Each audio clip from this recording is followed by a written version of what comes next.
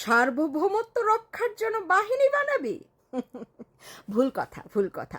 তুই বুঝে গেছিস যে তুই গদি ছাড়ার পরেই জনগণ থেকে তোরা রক্ষা পাবি না, এবং জনগণ থেকে তোরা নিজেদের বাঁচানোর জন্য নিজেরা ট্রেনিং দিয়ে এই বাহিনী তোরা বানাতে চাচ্ছিস।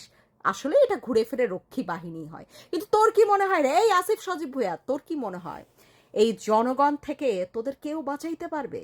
বাঁচতে পারবি তোরা যদি 9,000 না আরো বেশি হাজার হাজারও রক্ষী বাহিনী তৈরি করিস?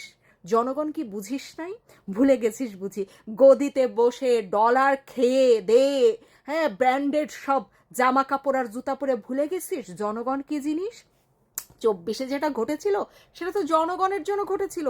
তোরা কয়জন? বুঝলাম হত্যাকাণ্ডগুলা তোরা ঘটিয়েছিস, বুঝলাম ভুল তথ্যগুলা জনগণ পর্যন্ত তোরা প্রচুর শেয়ার করে প্রচার করেছিস, সব বুঝলাম। তারপরও কি রাস্তায় তো জনগণ নেমে এসেছিল। তোরা কয়জন, গুটি কয়জন?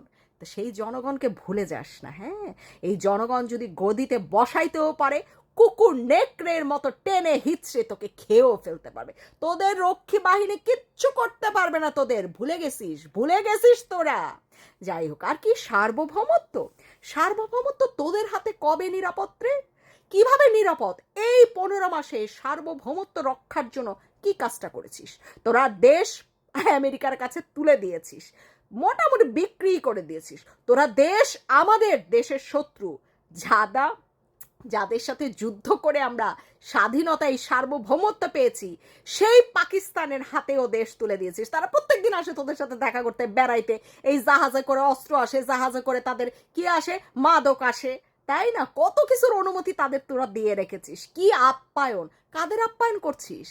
কাদের আপ্যায়ন করছিস? আমাদের দেশের শত্রুদেরকে, যাদেরকে আমরা 1971 সালে পরাজিত করে এই যে সার্বভৌমত্ব রক্ষার কথা বলছিস, হারামজাদা, এই সার্বভৌমত্ব আমরা কেড়ে এনেছিলাম।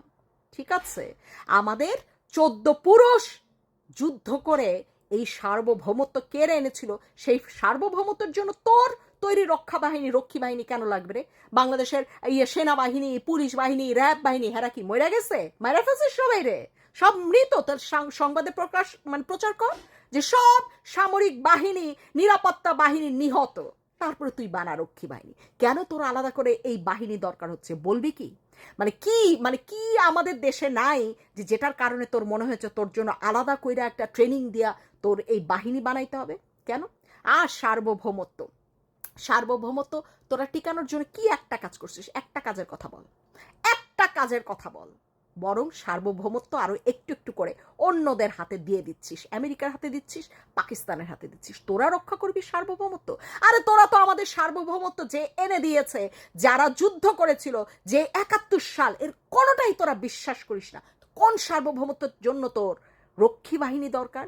এই বাহিনী দরকার শুধু তোদের রক্ষা করার জন্য। কিন্তু এতটুকু মনে রাখিস, তোদের কেউ রক্ষা করতে পারবে না, কেউ না, কোনো বাহিনী রক্ষা করতে পারবে না। আর বাংলাদেশ থেকে সেই 15 মাসে তোরা 71 মুছে দেওয়ার সর্বাত্মক চেষ্টা করেছে। শুধু শেখ মুজিবুর রহমান না, বাকি আরো যেই নেতাদের যেই ছিল, সরণিগুলা ছিল, স্মারকগুলা ছিল, সবকিছু তারা ভেঙে দুমড়ে মুচড়ে ফেলেছিস। কোনোটার পক্ষে তোরা দাঁড়াস নাই, বক্তব্য রাখিস নাই, তাই না? মুক্তিযুদ্ধের বই তোরা ধ্বংস করে দিচ্ছিস, পুড়িয়ে ফেলছিস, কেজি দরে বিক্রি করে দিচ্ছিস। মোটামুটি আমাদের ইতিহাস তোরা মুছে দিয়ে তোরা আমাদের সার্বভৌমত্ব রক্ষা শেখাচ্ছিস। হ্যাঁ, তোদের মতন করে গোলাম আজমকে মহানায়ক বলতে হবে, বাংলাদেশের সৃষ্টিকর্তা বলতে হবে, এইভাবে তোরা সার্বভৌমত্ব রক্ষা করছিস? হ্যাঁ, কোনো বক্তব্য রেখেছিলি যখন গোলাম আজমকে বলা হচ্ছে বাংলাদেশের মহানায়ক? রেখেছিলি কোনো বক্তব্য যখন জাতীয় সঙ্গীত নিয়ে কটাক্ষ করা হয়েছে, যখন বলা হয়েছে এই বাংলা নাকি গোলাম আজম সাইদির? রেখেছিলি বক্তব্য? হ্যাঁ, তোরা কোনভাবে কিভাবে সার্বভৌমত্ব রক্ষা করতে চাস? শুধু রক্ষী বাহিনী তৈরি করলে সার্বভৌমত্ব রক্ষা হয় শেখাচ্ছিস আমাদেরকে? হ্যাঁ, এতই বেকুব আমরা? আমরা একবার তোদের ডাকে সাড়া দিয়েছিলাম বলে তাই মনে করছিস কি আসলেই বাঙালি জনগণ, সাধারণ জনগণ সব ভোদায় বেকুব? আরেকবার ডাক দিয়ে দেখ তোরে, এই চারজের বাচ্চা রাজাকার, আর একটা বার ডাক দিয়ে দেখ তো কয়জন তোদের ডাকে রাস্তায় নামে। দেখ, প্রমাণ করে নে তোরা কতটা সার্বভৌমত্ব রক্ষা করেছিস 15 মাসে, সেটার প্রমাণ হয়ে যাবে। ডাক দে না, ডাক দে, আর একবার ডাক দে, শুধু তোদের কথায় বল রাস্তায় নামতে। আমরাও দেখি না কোন সার্বভৌমত্ব রক্ষার জন্য তোদের সাথে এসে কেউ যোগ দেয়? দেখা।